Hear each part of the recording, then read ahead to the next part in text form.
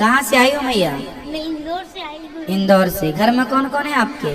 कोई भी नहीं बेटा बेटी? है। कोई नहीं है। चैनल को सब्सक्राइब कर लीजिएगा। जो भी यूट्यूब पर देख रहे हैं चैनल को सब्सक्राइब कर लीजिए और शेयर कीजिए।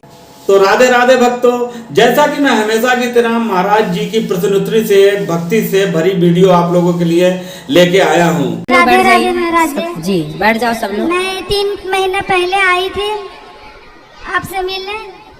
उस टाइम तो मैं अकेले आई, लेकिन देखिए आपका कथा कितना अच्छा लगा कि मेरा जीवन तो बदला है, मेरे पति को भी बदल दिए। अच्छा, क्या बदला? वो शराब पीते थे, शराब छोड़ दिए। अच्छा, तालियां होनी चाहिए इनके 3 लिए। महीना पहले मैं आई थी। वाह। इतने ने मैं कई बार आत्महत्या करने की भी कोशिश की, पर आपकी कथा जब से सुनने लगी तो ना मुझे क्रोध आता है, ना किसी पर दया आ जाती, क्रोध नहीं आती। अब आत्महत्या तो नहीं करेंगे? बिल्कुल भी नहीं। अब तो मरने का मन ही नहीं करता। मरने का मन करता कब? जब जल्दी से मिलने का मन बिहारी जी से करता तब, कि जल्दी से मरूं फिर बिहारी जी से जल्दी मिलूं। बस एक चीज के लिए मरने का मन करता, बाकी कोई चीज के लिए। आत्महत्या नहीं करना है कभी किसी को। अच्छा, आत्महत्या पाप है।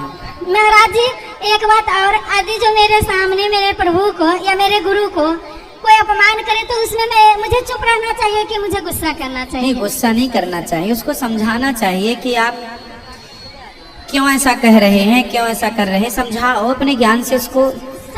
नहीं समझते हैं ना, मतलब उंगली उठा देते हैं। आपको मैंने मन में आपको गुरु मानी। ऐसे तो मैं शिव के गुरु पहले मानती थी। गाँव में जिस औरत होते हैं ना, इच्छा दे दिए कि गुरु मानो, वही गुरु हैं।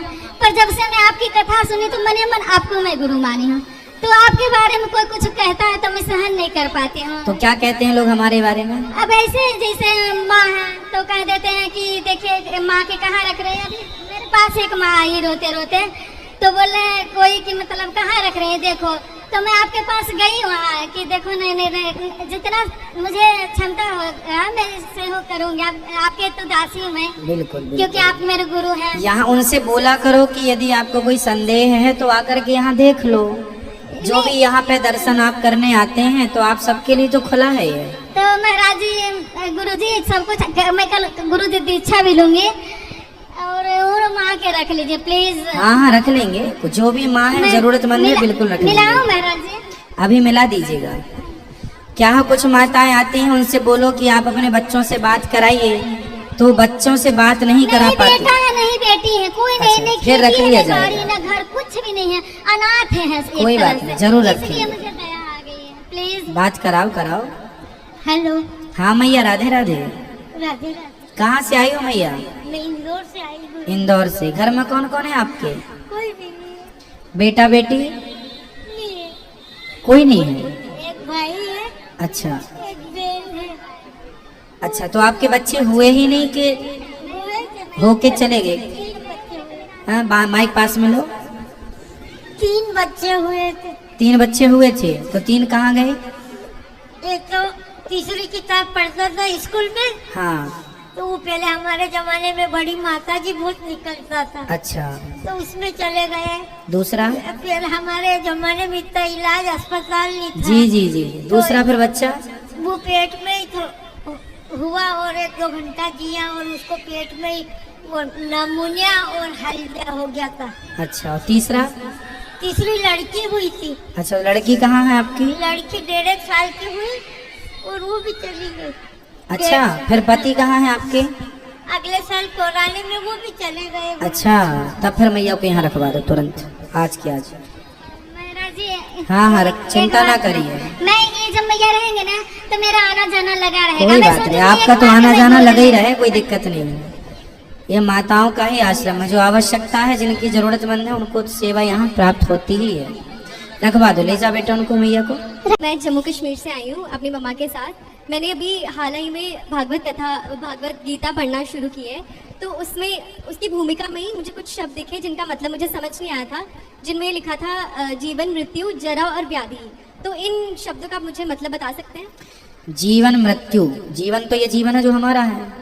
मृत्यु, मृत्यु भी आप जानते हैं, जरा मीन्स होता है बुढ़ापा। व्याधि मतलब तमाम समस्याएं, दिक्कतें, लोग कहते हैं व्याधि है, शारीरिक कष्ट है ना। जरा कहते हैं बुढ़ापे को।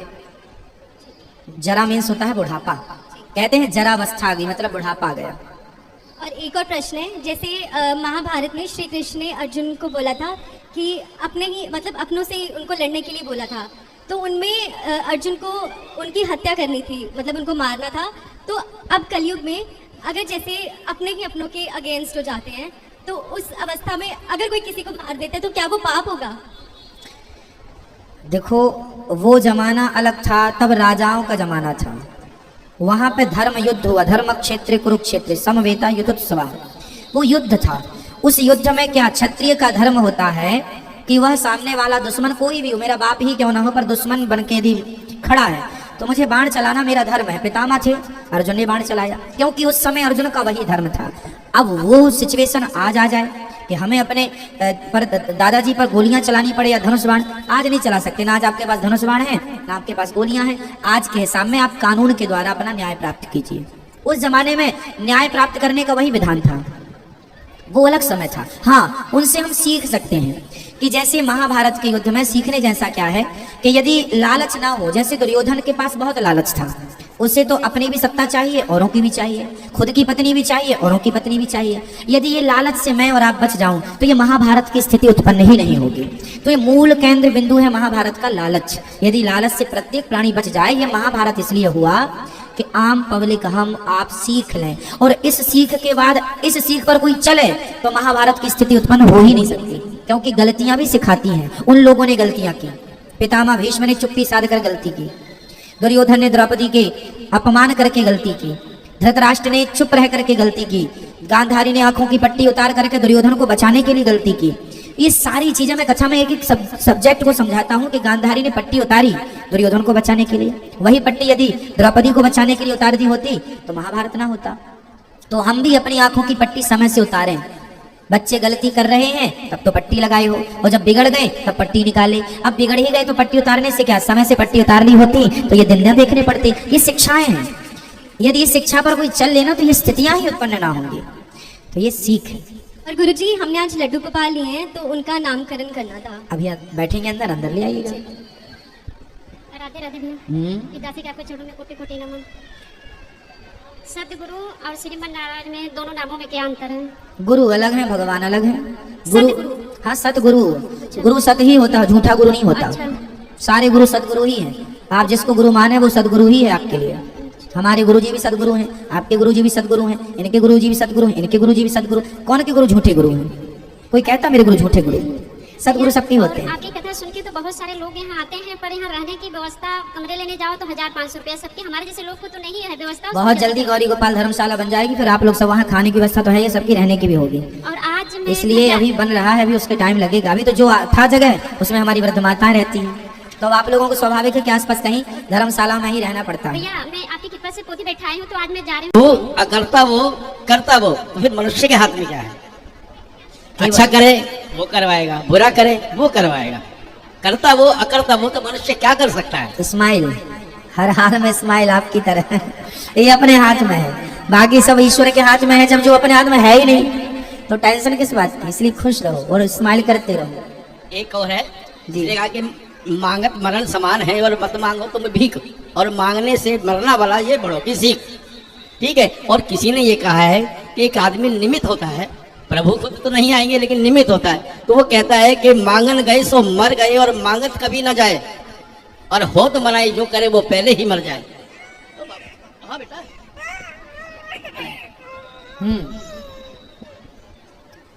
तो प्रभु मांगने जाएगा, मांगेगा तो फिर शर्मिंदा होना पड़ेगा।